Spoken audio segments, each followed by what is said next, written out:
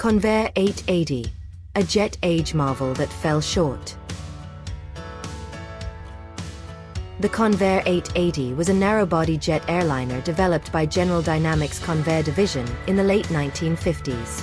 Designed to compete with the Boeing 707 and the Douglas DC-8, the Convair 880 aimed to capture a slice of the burgeoning commercial jet market. With its sleek design, high cruising speed, and advanced engineering for its time, the aircraft seemed poised for success. However, despite its impressive performance, the Convair 880 ultimately failed to achieve commercial viability, becoming a cautionary tale in the history of aviation. The Convair 880 was developed as a faster, smaller alternative to the larger airliners being produced by Boeing and Douglas. While the 707 and DC-8 were designed to carry over 150 passengers on transcontinental or international routes, the Convair 880 targeted the domestic U.S. market with a typical seating capacity of around 88 to 110 passengers. The 880, in its name referencing both its speed, Mach 0.88, and its seating capacity.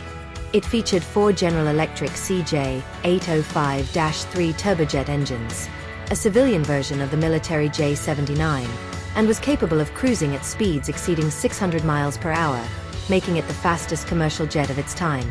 Its slender fuselage and swept wings gave it a sleek and modern appearance, which appealed to both airlines and aviation enthusiasts.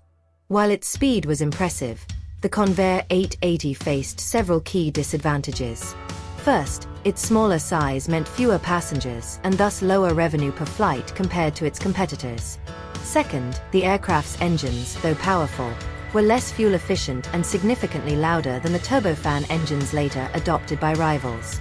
This made operating costs higher, particularly at a time when fuel efficiency was becoming a crucial consideration for airlines.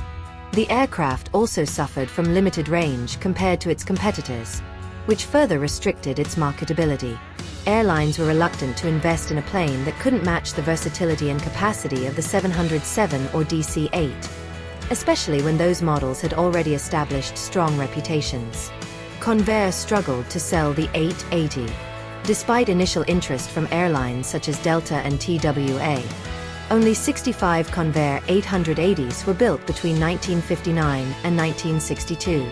A slightly stretched and improved version, the Convair 990 Coronado, was introduced shortly afterward, but it too failed to gain market traction, with only 37 units produced.